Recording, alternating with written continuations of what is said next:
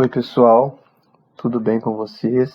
Meu nome é Luiz, eu sou um dos monitores de introdução à semiologia e devido à pandemia, os nossos encontros físicos não puderam acontecer e por isso nós, os monitores, estamos gravando esses vídeos para tentar auxiliar vocês aí com a matéria e ver se ajuda um pouco na compreensão do conteúdo. Vou fazer esse vídeo então sobre a semiologia do sistema nervoso e vamos começar aqui com a anamnese. A anamnese, gente, como todo mundo sabe, ela é a primeira etapa da avaliação neurológica, assim como nas diversas áreas da medicina que a gente está acostumado, inclusive na UBS, a fazer. Então, o tempo que a gente gasta fazendo essa anamnese ele é muito importante, porque a formulação da hipótese diagnóstica ela vai iniciar nessa etapa. E os passos seguintes à anamnese, eles vão servir para corroborar ou não essas hipóteses que a gente criar enquanto estamos fazendo a nossa anamnese. Então é muito importante, nós como estudantes de medicina e futuros médicos, a gente ouvir com muita atenção os detalhes da história que é apresentada pelo paciente ou pelo seu informante. É importante lembrar que a anamnese sempre deve ser realizada, mesmo no caso em que o paciente tem alguma alteração do nível de consciência ou da linguagem. E aí é importante nesses casos, por exemplo, ter um informante, que pode ser um familiar, ou uma testemunha na qual a gente pode entrevistar e fazer essa anamnese, com o objetivo de a gente conseguir o máximo de informações possíveis e detalhadas sobre a doença que a gente está tentando investigar ou analisar. Então, a anamnese é aquela coisa que a gente está acostumado a fazer no OBS, vamos se apresentar ao paciente, iniciar com a identificação, perguntando o nome dele, o endereço, data de nascimento, o gênero, o local de origem, ocupação. Nesses itens, então, eu queria chamar só um pouco a atenção para isso que eu coloquei no slide, porque em relação à data de nascimento, ela vai nos dar a idade do paciente. E por que isso é importante? Algumas doenças, elas acontecem mais em certa faixa etária. Por exemplo, como o tumor de verme cerebelar e a coreia reumática, que ela está mais associada a pessoas com menos de 20 anos. Em relação ao gênero, algumas doenças elas são mais comuns em meninos ou meninas. O medulloblastoma, por exemplo, ele é mais comum em meninos. O local de origem também é importante para a gente, porque, por exemplo, a mielite esclerossomática é mais comum em pessoas que vêm do norte de Minas. E a ocupação do nosso paciente também é importante, porque, por exemplo, aquelas pessoas que trabalham em mina de manganês, elas vão ter uma tendência maior em desenvolver alguns tremores na extremidade. E isso, por exemplo, pode nos dar um diagnóstico diferencial para Parkinson. Continuando nossa anamnese, então, na parte da história da moléstia atual, é bom a gente se atentar a esses itens como data, modo e evolução cronológica. A data da doença, do início da doença, ela vai nos ajudar a estabelecer a duração da doença. Se ela é muito recente, se ela é recente, ou se ela é uma questão mais longa, que pode durar muitos anos ou muitos meses, por exemplo. O modo de instalação dessa doença também é importante para a gente entender quando que o sistema nervoso foi comprometido. Se é um comprometimento agudo, a gente costuma afirmar que foi por um traumatismo ou por um distúrbio vascular. Agora, se a doença que o paciente tem ela é de uma instalação mais lenta, a gente pode suspeitar de um processo degenerativo ou neoplásico. E por fim, em relação à evolução cronológica, é importante para a gente avaliar quando e como os sintomas dessa doença do paciente foram surgindo. É importante também nessa parte de evolução cronológica a gente verificar com o paciente no dia como que ele está. Então fazer a pergunta, como o senhor se encontra hoje, como está se sentindo hoje, para que a gente possa fechar essa evolução cronológica e dar prosseguimento à nossa anamnese, que vai vir depois na história patológica pregressa. Nessa parte a gente vai dar um apanhado geral, partindo desde o pré-natal, passando pela gestação até o parto. Por quê? Nisso a gente vai verificar se houve alguma infecção, se a gestante ela usou algum medicamento que é teratogênico, que pode causar hemorragia no feto, por exemplo, se houve alguma tentativa de aborto, saber se o parto foi normal, se foi a termo ou se foi cesáreo, questionar o motivo, entender se houve alguma manobra de reanimação no momento do parto, se o bebê teve que utilizar a incubadora, se houve icterícia, se houve cianose. Todos esses fatos são importantes para a gente poder analisar o sistema nervoso, para ver se há algum acometimento passado, ou se há alguma malformação. Questionar também a questão do desenvolvimento neuropsicomotor, para ver como é que foi a questão do aleitamento materno, se foi feito direitinho com as normas do Ministério da Saúde, ver se as habilidades adquiridas pela criança elas foram acontecendo no tempo certo, se houve estímulos para essas habilidades desenvolverem, verificar se houve já algum na história do paciente algum traumatismo, como um hematoma subdural crônico, por exemplo, que pode afetar o sistema nervoso, além de sempre questionar o cartão de vacinação. E nesse caso do sistema nervoso, é muito importante a gente verificar se o paciente tem a antipoliomielite, a antissarampo, por exemplo. Em relação à história familiar, a gente vai ver a questão dos pais jovens sadios e não consanguíneos. Por quê? Filhos de pais consanguíneos, eles têm mais chances de acontecer algumas doenças em relação à recessividade dos genes dos pais. Algumas síndromes, como a de Spohn, por exemplo, é mais comum em pessoas que são filhos de pais consanguíneos, devido a essa recessividade dos genes. Investigar também se possui alguma doença neuropsiquiátrica na família, além dos fatores de risco, como diabetes e hipertensão, por exemplo. Importante ressaltar nessa parte da história familiar, para a gente verificar com os parentes mais próximos, como irmão, pai, mãe e avó. Na história social, a gente vai investigar mais os hábitos de vida desse paciente. O uso de drogas, tanto as lícitas quanto as ilícitas, como contraceptivo, LSD. Verificar também em relação como que o paciente é em relação ao alcoolismo, porque o alcoolismo está muito relacionado com algumas neuropatias e demência. E também a vida sexual dele, porque é importante verificar se tem alguma doença como a sífilis, por exemplo, que pode causar demência. Então esses passos são importantes nessa parte da história social. Nossa avaliação neurológica também, ela consiste de alguns passos no qual a gente vai fazer. O primeiro é entender se há doença no sistema nervoso. E para a gente entender isso, nós vamos avaliar o conjunto de sinais e sintomas ou um reconhecimento de padrão. Esse passo a gente dá o nome de diagnóstico sindrômico. Posteriormente, nós vamos verificar onde que está esse problema. E isso está mais relacionado com a estrutura do local e a função acometida. Esse diagnóstico é chamado de diagnóstico topográfico. E por fim, nós vamos ver o tipo de problema, que está mais relacionado com a causa principal que o paciente apresenta. Entendido isso, a gente pode dar o diagnóstico diferencial e chegar a um ponto final em relação ao diagnóstico, por exemplo, e nesse diagnóstico que dito por último, em relação ao tipo de problema, a gente chama de diagnóstico etiológico. Bom, em relação agora ao interrogatório sintomatológico, nós vamos verificar as outras aparições em relação ao nosso paciente. Podemos ver a questão da perda de consciência, que pode ser causada por uma epilepsia, por exemplo, no qual o tônus vai estar aumentado com a perda de consciência, ou causada também por uma síncope, no qual o paciente vai ter a perda do tônus e também a perda da consciência.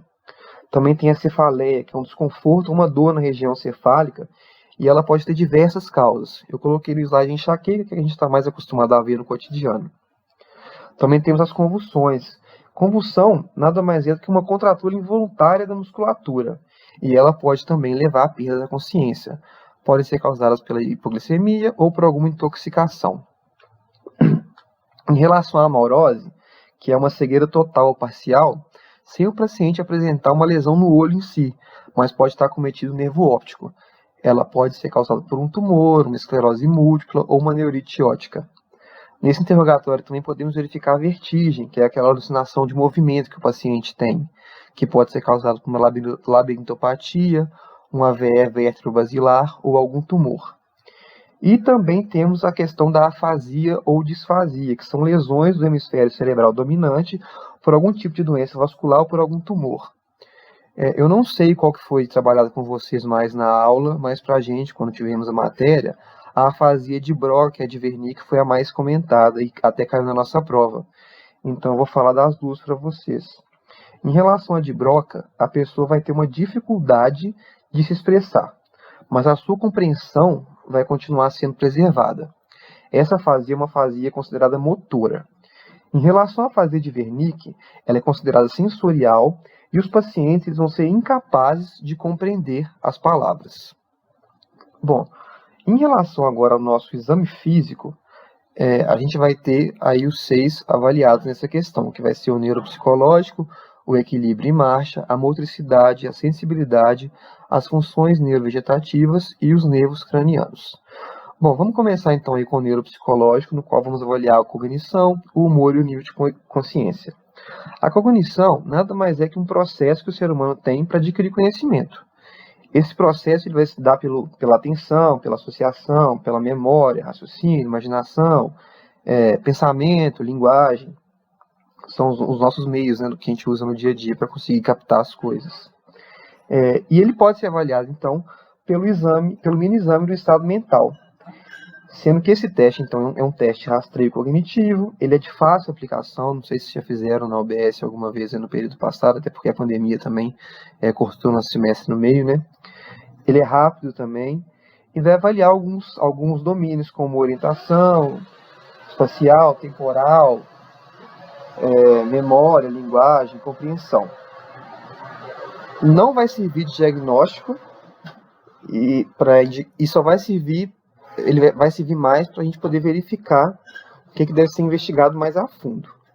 Também vamos avaliar na parte neuropsicológica a questão do humor. Ele pode ser feito aí em idosos, né, na escala de depressão geriátrica. Não sei se vocês viram também isso em EC4, essa escala, e aplicaram. E também o nível de consciência. Para a gente analisar o nível de consciência do paciente, a gente deve observar alguns fatores, como perceptividade, da reatividade, deglutição e dos reflexos dos indivíduos. E dentro disso, a gente tem algumas coisas a ser observadas também. A vigília, por exemplo. Vigília é a percepção consciente do mundo exterior e de si mesmo em relação do paciente. Ela vai ser resultado de diversas atividades das áreas cerebrais e vão ser coordenadas pelo sistema retículo-talâmico. Também temos a obnubilação, no qual a consciência do paciente ela vai ser comprometida de modo pouco intenso, mas o seu estado de alerta ele é discreto a moderado em relação ao seu comprometimento. Também tem a questão da sonolência, que onde o paciente vai ser despertado facilmente, ele vai responder mais ou menos a alguns estímulos e depois volta a dormir. Também tem a confusão mental, no qual ele vai ter perda de atenção, o pensamento do paciente não vai ser claro, as respostas dele vão ser mais lentas, ele não vai ter uma percepção normal do espaço e do tempo, e com isso podem surgir alucinações e até deixar o paciente um pouco mais agitado. Também, por fim, vamos ter o coma. No coma, o paciente vai perder completamente a capacidade de identificar seu mundo interior e os acontecimentos que estão ao seu redor. Ele não vai ter movimentação instantânea no coma. E para a gente avaliar, então, esse nível de consciência, podemos usar a escala de coma de Glasgow. Essa escala de coma de Glasgow, como visto aí no slide, ela é utilizada logo após o trauma, por exemplo, para avaliar o estado neurológico do paciente ou da vítima em relação ao trauma a partir do seu nível de consciência. Ela vai nos ajudar a um prognóstico das vítimas e pode até auxiliar na prevenção de possíveis sequelas que o paciente possa ter. Então, aí, como visto no slide, ela vai considerar 3 fatores principais, que são a abertura ocular, a resposta verbal e a resposta motora. A pontuação do paciente ela vai ser dada em relação à sua resposta no que a gente vê das perguntas. Se ela é espontânea, por exemplo, a abertura ocular, espontânea, a voz, a dor ou nenhuma. A gente vê a resposta do estímulo do paciente em relação à abertura ocular e marca a pontuação dele para depois avaliar na escala total. Prosseguindo então com o exame físico, agora a gente vai ter a questão do equilíbrio e marcha. Em relação ao equilíbrio dinâmico, vai estar mais relacionado à parte da marcha normal e alguns pacientes vão apresentar a questão da disbasia. Disbasia vai ser qualquer distúrbio da marcha, e esse distúrbio pode ser uni ou bilateral. Quando a gente verifica no paciente a questão da disbasia, nós devemos especificar qual que é o tipo da marcha que esse paciente apresenta. Então a gente tem a marcha atáxica, a escarvante, a atabética, a de passos miúdos ou parkinsoniana, a de sapo, marcha anserina, marcha em tesoura, marcha apráxica e marcha ceifante. Eu vou falar para vocês brevemente, até porque por um vídeo é de difícil visualização, né, essa coisa dessa matéria ser mais prática, e a gente não está tendo esse contato, dificulta um pouco. Então eu vou tentar falar brevemente para vocês em relação a cada marcha. Na marcha atáxica, o paciente ele vai apresentar um caminhar com a base mais alargada. As pernas do paciente elas vão ser meio que projetadas para frente e para os lados. Então os movimentos dele vão ser mais largos e imprecisos. Em relação à marcha escarvante, o nosso paciente ele vai apresentar um caminhar mais arrastando a ponta do pé no solo, devido a uma fraqueza em fazer a dorsiflexão. Já na marcha tabética, ela vai ser realizada com a base do paciente mais alargada. O olhar dele vai estar voltado para o solo. E ele vai ter também uma perda da noção da proximidade com o solo em relação aos pés. E essa perda da proximidade do solo em relação aos pés pode fazer com que ele arremesse o pé diante e bata o pé com muita força no solo.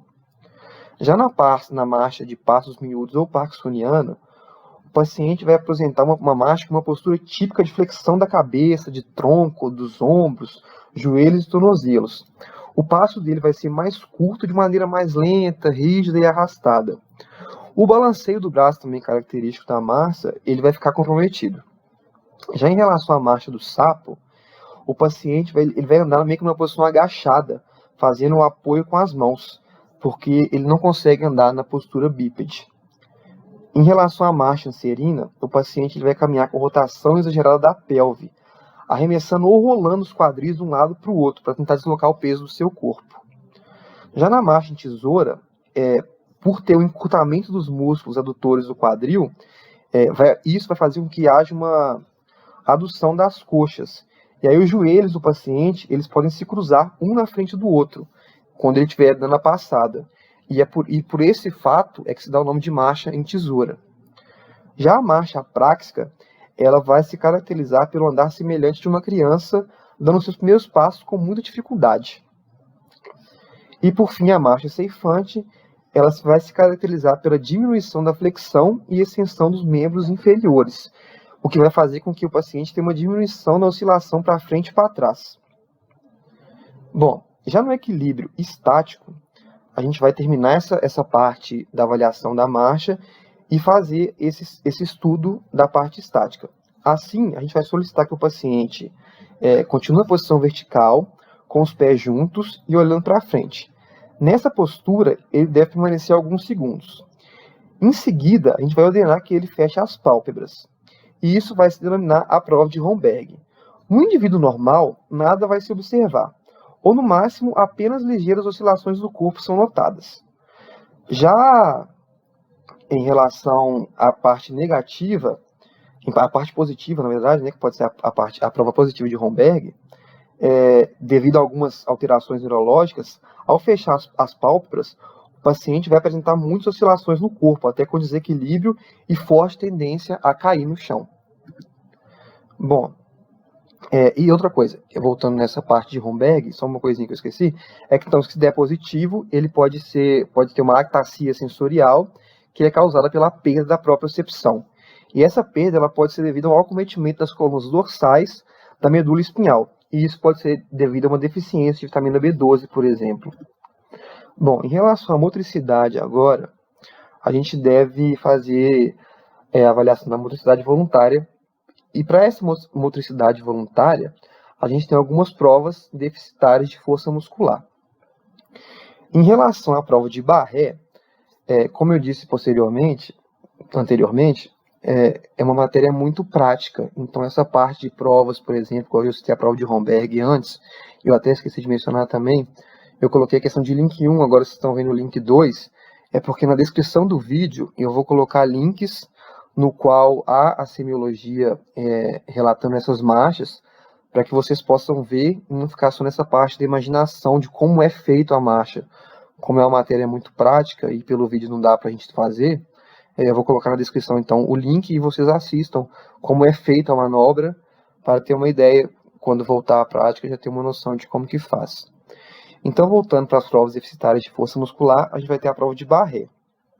Essa prova, então, ela vai ser mais dedicada a gente ver se tem alguma deficiência em relação a membros inferiores. Nós vamos colocar o indivíduo, então, com seus membros superiores estendidos, com as palmas das mãos viradas uma para a outra e os polegares para cima. A perna vai ficar fletida no ângulo reto sobre a coxa. Essa prova de Barré ela vai ser positiva quando o membro afetado não consegue manter essas posições e cai. Também temos a prova de Mingazini, que também é mais relacionada a membros inferiores. E essa prova de Mingazini é a mais utilizada em relação a provas deficitárias de força muscular. O indivíduo, então, vai estar em decúbito dorsal, ele vai manter as coxas fletidas, formando um ângulo reto com o tronco, as pernas fletidas sobre a coxa, horizontalmente, formando um ângulo reto com as coxas, e os pés formando um ângulo reto com as pernas na vertical. Normalmente, essa posição ela pode ser mantida mais ou menos por 2 minutos. Nas condições que o paciente apresentar um déficit, vão ocorrer oscilações ou quedas progressivas do pé, da perna ou da coxa, que essas quedas podem ser combinadas ou feitas de modo isolado, caracterizando então um déficit que a gente tem que analisar se ele é distal, se ele é proximal ou se ele é combinado. Também temos a prova dos braços estendidos, que é mais avaliado para membros superiores. Nessa manobra, o paciente vai estar sentado ou em pé, vai manter os seus membros superiores estendidos para frente no plano horizontal, com os dedos afastados entre si.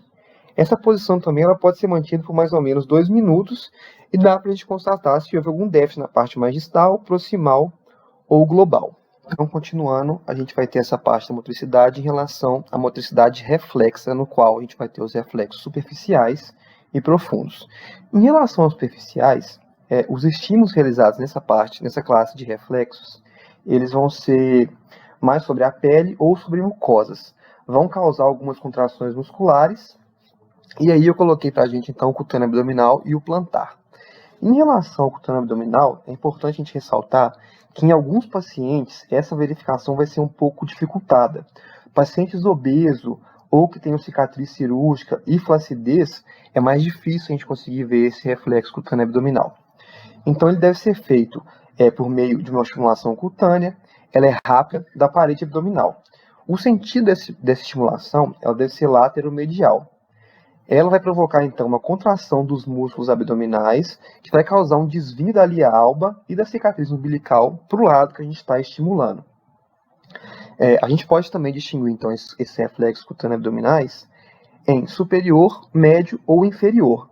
Essa distinção vai ser de acordo com a área que a gente está estimulando. Também temos, então, o reflexo cutâneo plantar. Esse reflexo cutâneo plantar deve ser feito com o paciente estando deitado e relaxado. Nós vamos usar uma espátula ou algum objeto que tenha uma ponta romba. A estação feita pela gente, então, vai ser na planta do pé, de preferência na parte da margem interna do pé do paciente, no sentido póstero anterior. E essa excitação que a gente fizer vai provocar uma flexão plantar do hálux. Visto isso, a gente então denomina que o reflexo, o sinal de Babinski, na verdade, ele vai consistir na extensão lenta do hálux.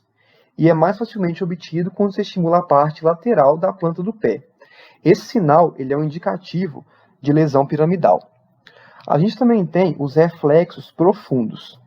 Nos reflexos profundos, o estímulo para avaliar vai ser mais de acordo com o estiramento rápido do músculo causado pela percussão do tendão.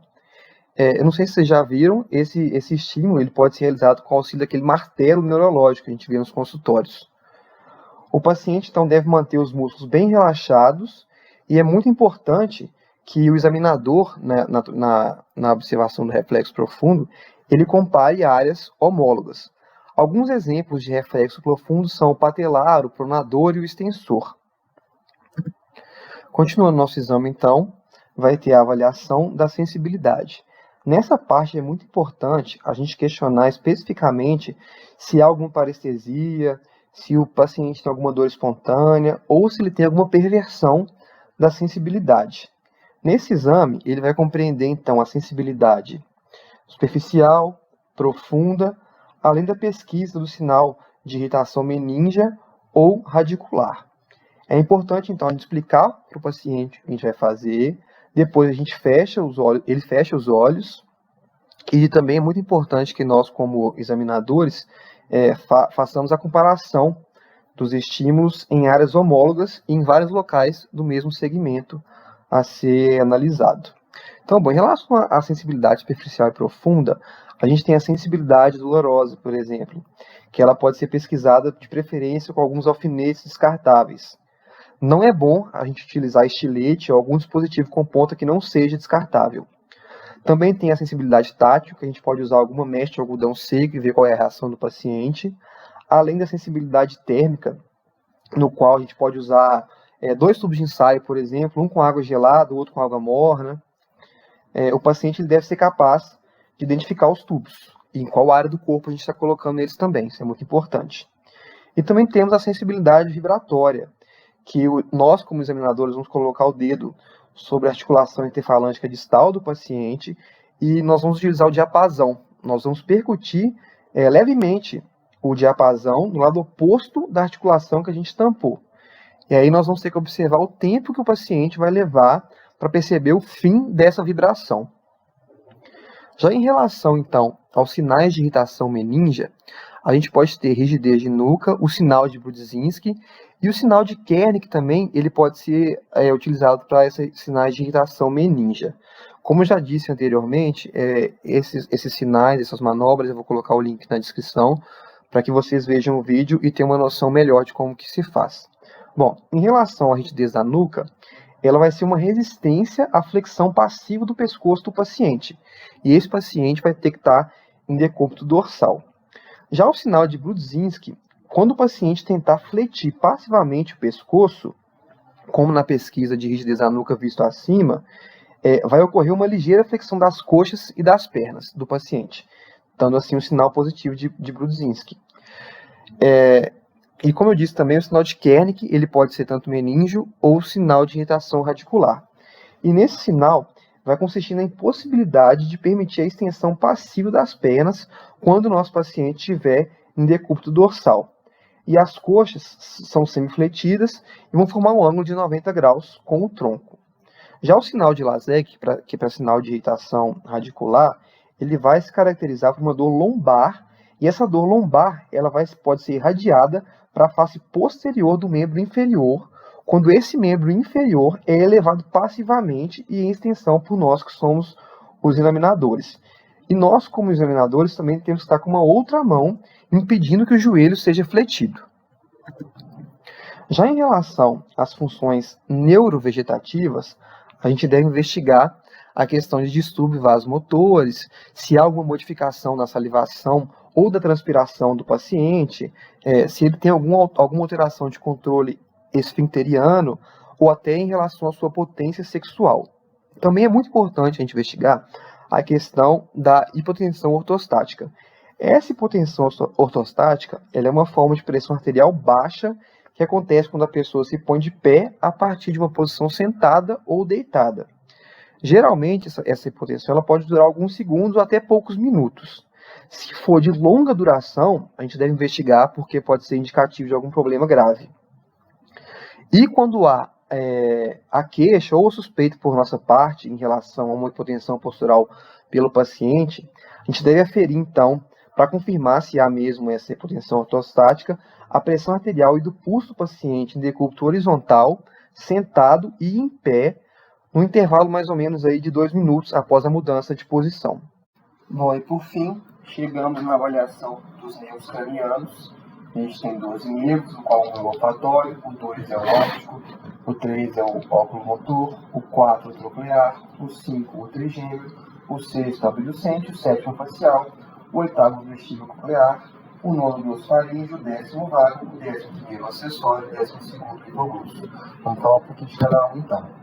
Em relação ao primeiro, que é o olfatório, a suspeita em relação ao comprometimento desse nervo, já conversamos na mesa. E aí, para a gente avaliar esse nervo, essa avaliação do cheiro, a gente pede o paciente ficar então de olhos fechados e vamos colocar alguma coisa para que ele possa cheirar, seja chocolate, muito fumo, algo que tenha relação ao cheiro, por exemplo, o nosso consultório, um café, por exemplo, e aí vamos verificar como que vai ser a reação desse dos cheiros, para ver se está tudo certo. Mas abaixo a gente vai ver os meios que podem ser os cometimentos em relação dele, que tem a atmosfera, que vai ser a ausência da recepção do olfato, e a atmosfera, que vai ser a redução do olfato do paciente, a cacosfera, qual o paciente vai sentir o cheiro ruim, onde característica, por exemplo, o cheiro de peixe, no consultório, e também a redução do olfato, no qual vai sentir o cheiro de algo que não está perto. Bom, o nervo número 2 é o nervo óptico. No exame desse nervo vai incluir, então, a avaliação da acuidade visual, do campo visual e do exame do fundo de olho. No exame da acuidade visual, a gente pode usar os mapas de Snellen, que vão ser colocados para o paciente A gente tem que lembrar que cada olho dele vai ser examinado separadamente e caso ele possua algum acometimento oftalmológico, algum déficit, né, oftalmológico pré-existente, se no consultório tiver, é ideal a gente colocar um óculos para a gente tentar corrigir essa parte e o teste ser mais fidedigno. O resultado, então, vai ser dado para a gente nas frações comparativas do que é o normal. Para uma avaliação mais de perto, a gente pode usar alguns cartões específicos, com aquelas letras de tamanhos variados, mantendo uma distância mais ou menos aí dos 35 centímetros do globo ocular dele, e ver como vai reagir essa leitura do paciente. Existe também aquele caso que no nosso consultório, né, a gente sabe que nos UBS muitas vezes a gente não tem todo o material que é necessário para fazer uma consulta, e aí dá para a gente fazer uma análise mais grosseira dessa acuidade visual, por meio assim, de pegar uma folha mesmo de papel e escrever alguns textos, letras de tamanho diferente, e pedir para o paciente tentar ler a uma certa distância e ver como ele vai reagir a esse teste feito mais improvisado, na verdade, né? Se a gente não tiver o cartão de Snellen ou os cartões específicos. Então agora a gente tem também a avaliação do campo visual, no qual a gente pode solicitar para o paciente ficar na nossa frente, mais ou menos aí uns 60 centímetros, e pedir para que ele feche um dos olhos. A gente, como examinador, vai fechar o olho oposto ao que ele fechou. Vamos explicar para ele que ele deve olhar para o seu nariz.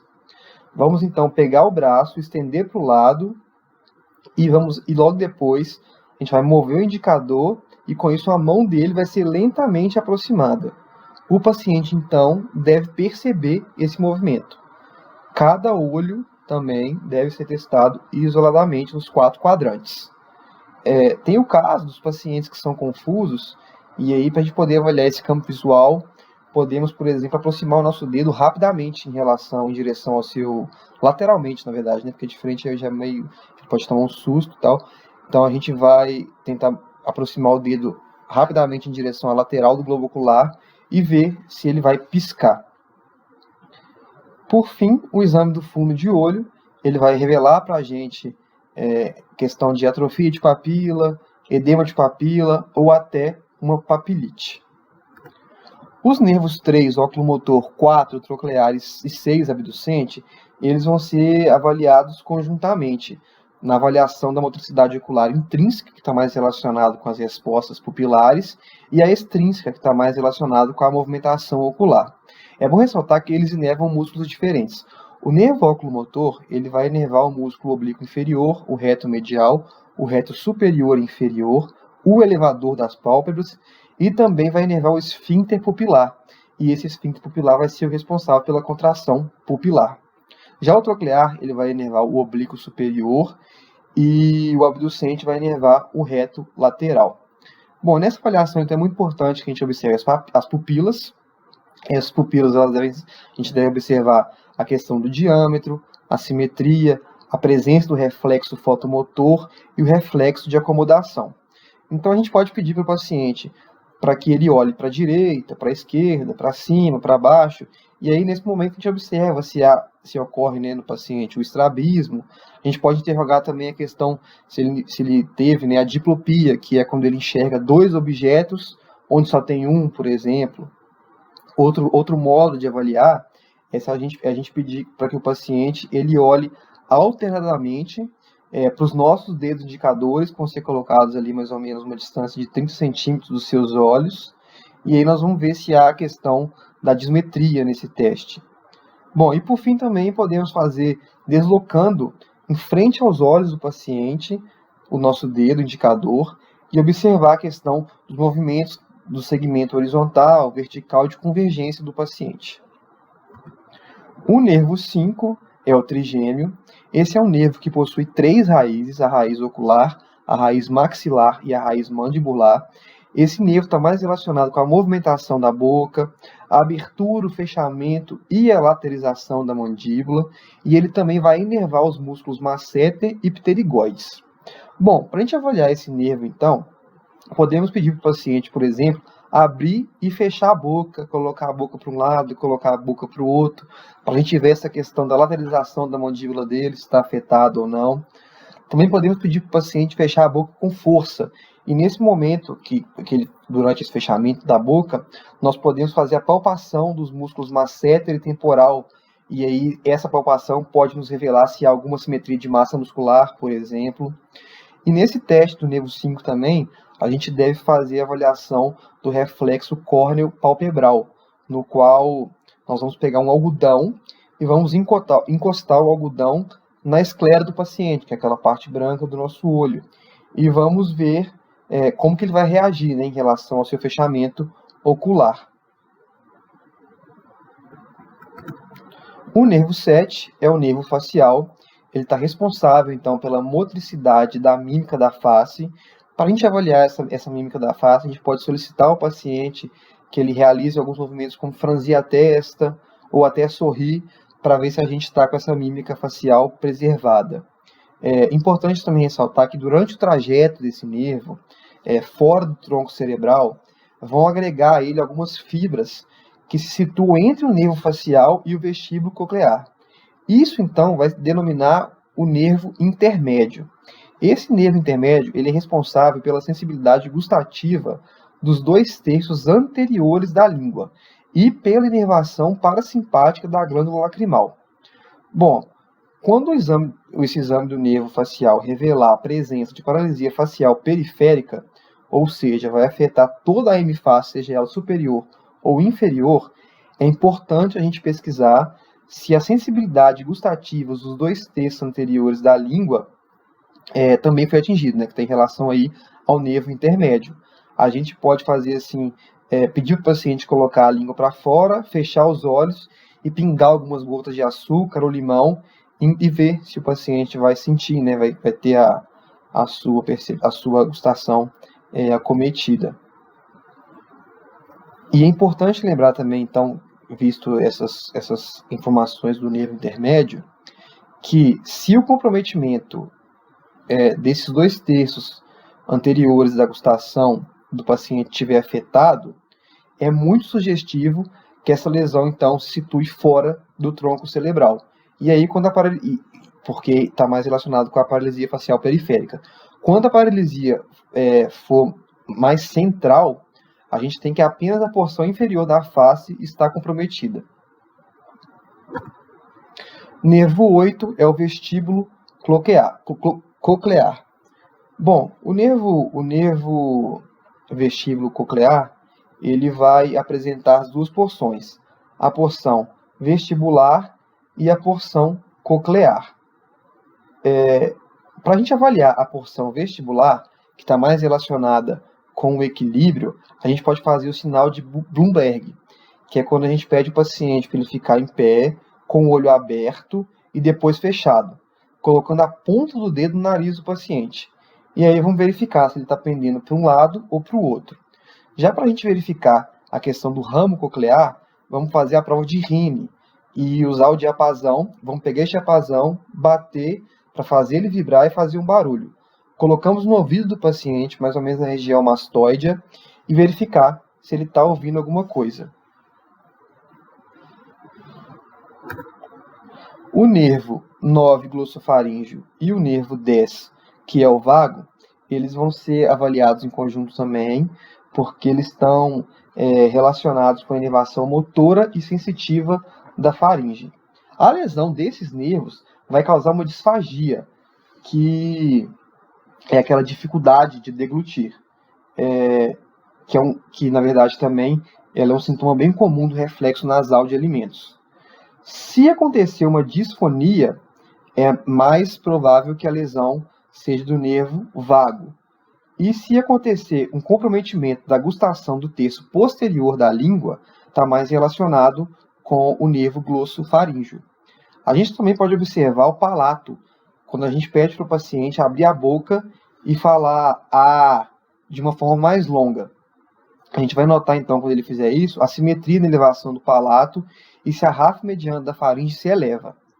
Em lesões unilaterais, o palato do lado que estiver afetado do paciente não vai se elevar, e essa ráfia da faringe ela é desviada para o lado normal. Lembrando, tipo o movimento de uma cortina puxada, que é até chamado de sinal de cortina, esse achado. Bom, o nervo 11 é o nervo acessório. Ele vai ser composto, então, pelo acessório bulbar e o nervo acessório espinhal. O nervo acessório bulbar, ele vai, então, inervar a laringe, e a sua lesão está mais associada à alteração na fonação e na respiração. Já o nervo acessório espinhal, ele é um nervo motor que vai inervar o músculo esternocleidomastoide e a porção superior do músculo trapézio. Para a gente avaliar isso, então, vamos pesquisar a força do esternocleidomastoide, solicitando que o nosso paciente vire a cabeça livremente contra a resistência feita pelo examinador, que no caso vai ser a gente. A força e a massa muscular de ambos devem ser comparadas.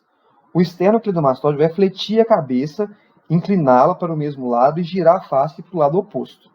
Já o trapézio, nós vamos avaliar quando o paciente eleva os ombros. Inicialmente, não vamos fazer uma oposição, e depois a gente faz uma resistência para verificar esse músculo. Na lesão do nervo acessório, o ombro do lado que estiver afetado vai ficar caído. A gente pode notar, então, a atrofia dos músculos envolvidos. E, por fim, o nervo 12, que vai ser o nervo hipoglosso, ele é o nervo responsável pela inervação dos músculos intrínsecos e extrínsecos da língua. O exame desse nervo, então, ele vai consistir na observação na língua dentro da boca, verificando, assim, se vai ter assimetria, se vai ter alguma atrofia ou fasciculações, que é tipo um caminho de rato, por exemplo, assim, na língua, pelas línguas cortadas. Em seguida, então, nós vamos pedir para o paciente que ponha a língua para fora. Esse movimento vai depender do músculo genioglosso, que vai botar essa língua para fora, desviando para o lado oposto. Nas condições normais, a contração simultânea dos ambos músculos genioglossos e exteriorizando a língua, colocando ela para frente, sem desvios. Quando tiver lesão do nervo hipoglosso unilateral, vai ter atrofia e fasciculações da hemilíngua, a lesão. E dentro da boca, a língua vai se desviar para o lado que está mais saudável. Mas quando ela é botada para fora, vai ter um desvio da ponta da língua para o lado que estiver afetado no paciente.